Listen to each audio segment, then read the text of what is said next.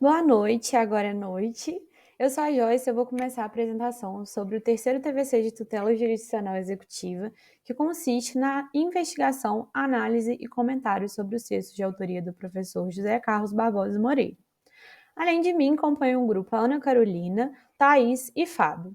Eu vou começar falando sobre o primeiro texto escolhido pelo grupo, que consiste no artigo escrito pelo professor, de nome Cumprimento e Execução de Sentença, Necessidade de Esclarecimentos Conceituais. Esse artigo foi publicado pela Revista Dialética de Direito Processual, número 42, de setembro de 2006. O artigo consiste numa análise das modificações trazidas pela Lei nº 11.232, de 2005, que alterou o CPC de 1973 para estabelecer a fase de cumprimento das sentenças do processo de conhecimento e revogar dispositivos relativos à execução fundada em título judicial, além de dar outras providências. Antes de adentrar na análise e investigação do artigo escrito pelo professor, o grupo procurou trazer os artigos citados ao longo do artigo, bem como as suas correspondências e remissões no CPC de 2015. O artigo foi publicado em 2006 e, nessa época, o Código de 1973 ainda estava em vigência. Por isso, a importância da pesquisa. No caso de alguns artigos, a gente conseguiu encontrar correspondências diretas a artigos de 2015, em outros casos não, mas buscamos trazer as remissões. Bom, passando rapidamente, todas as disposições estão citadas nos slides. Em alguns casos, a gente percebeu que houve a criação de seções específicas para tratar sobre o tema, como foi o caso, por exemplo, da execução por quantia certa, que antes estava prevista no artigo 646 e seguintes do Código de 73, no caso das ações de prestações de fazer, não fazer e de entregar coisa, e no caso das disposições dos temas no Código, a gente percebeu que, enquanto essa lei em análise trouxe a criação do capítulo do cumprimento de sentença no título referente ao procedimento ordinário, hoje a gente vai encontrar o cumprimento de sentença dentro do livro 1 do processo de conhecimento do cumprimento de sentença, sendo que o título 1 vai tratar especificamente sobre o procedimento comum, enquanto o título 2 trata do cumprimento de sentença, perdão. Bom, feitas essas considerações, vamos para a análise do artigo. O professor ele vai começar falando sobre o novo processo sincrético. Basicamente, ele vai trazer que as modificações trazidas por essa lei, elas consistiram na junção das atividades cognitiva e executiva, não havendo mais diferenciação formal entre processo de conhecimento e execução. Ele cita as exceções das hipóteses do artigo 475-N, parágrafo único, e de ser devedora à fazenda pública, e fala que esse modelo ele foi chamado de modelo processual misto ou modelo sincrético. Ressalta ainda que a lei não aboliu a execução e que o intérprete não pode igualar duas coisas totalmente distintas, quais sejam a execução e o processo de execução. Ainda nesse item, o professor ele vai criticar a colocação desse novo capítulo trazido pela lei no título do procedimento ordinário e livro do processo de conhecimento. Ele cita que a matéria contida no livro ultrapassa as matérias referentes ao processo de conhecimento. É nesse momento que ele cita o artigo 275, assim como o artigo 899, parágrafo 2º. Logo em seguida, no tópico 2, ele vai entrar sobre cumprimento e execução, relação entre as denominações do texto reformado. É a partir da leitura do artigo 475-I que depreende-se que cumprimento de sentença é uma noção mais abrangente de mais de uma figura, então ele vai procurar diferenciar as espécies. O professor diz que ao cumprimento de obrigação por quantia certa se dá um nome de execução, enquanto naqueles previstos no artigo 461, 461-A de 73, não caberia o nome de execução. Ele fala ainda sobre a possibilidade de um cumprimento lato sensu e cumprimento stricto sensu.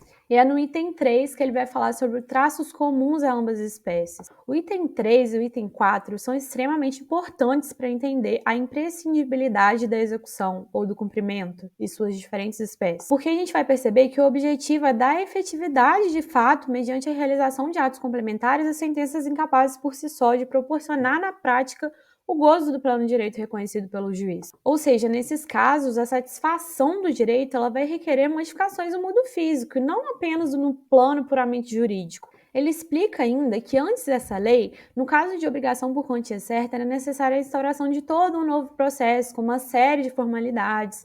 e que agora o mesmo processo abrange atividade cognitiva e complementar, não se tratando apenas de obrigação de fazer ou não fazer, entregar coisa, mas também de obrigação de pagar a quantia certa. E é aí que ele cita que cada uma das hipóteses vai corresponder a um tipo próprio de atividade, os tipos podem variar, mas o essencial é ressaltar a imprescindibilidade de atos subsequentes à sentença para proporcionar efetiva satisfação ao litigante vitorioso. Trata do emprego da expressão cumprimento.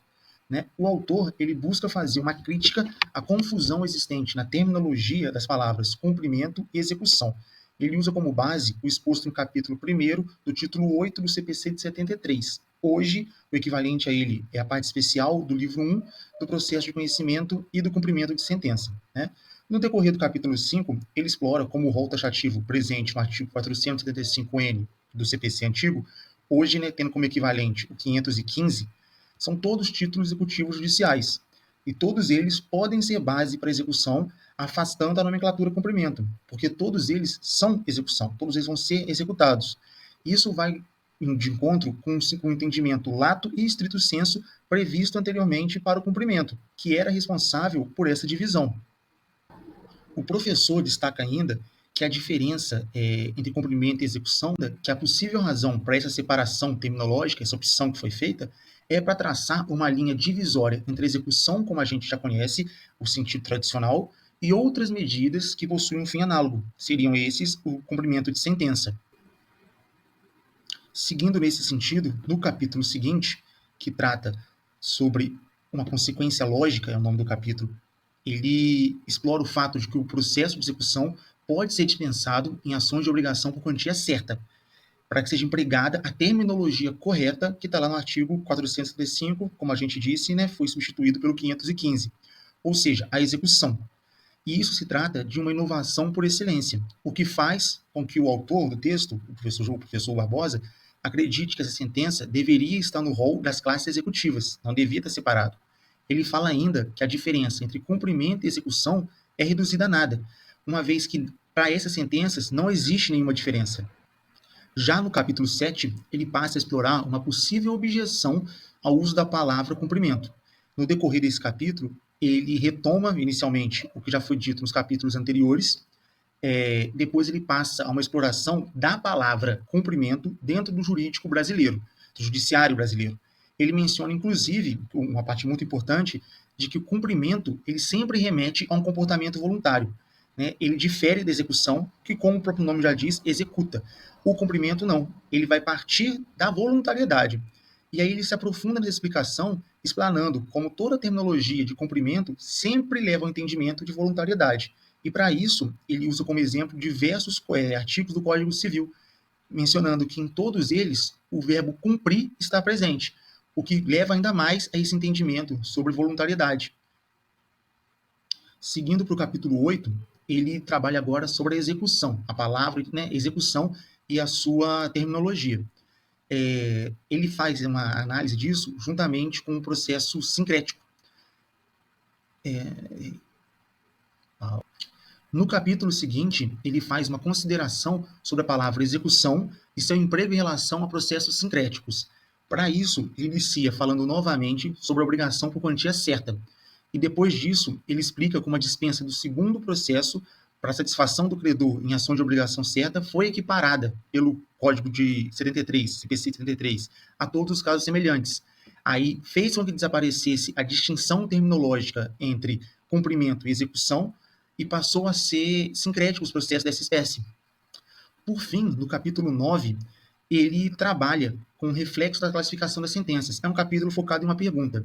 Né? Ele acredita que a Lei 11.232, Código Civil, de 2005, ele atingiu o objetivo pelo qual ele foi proposto. Ele eliminou diversas formalidades desnecessárias e o professor conclui que outras vias são necessárias para a construção de uma classe verdadeiramente homogênea de sentenças que podem ser nomeadas como executivas, sem a necessidade do estrito sensu, ou seja, uma real definição sobre o cumprimento e a execução.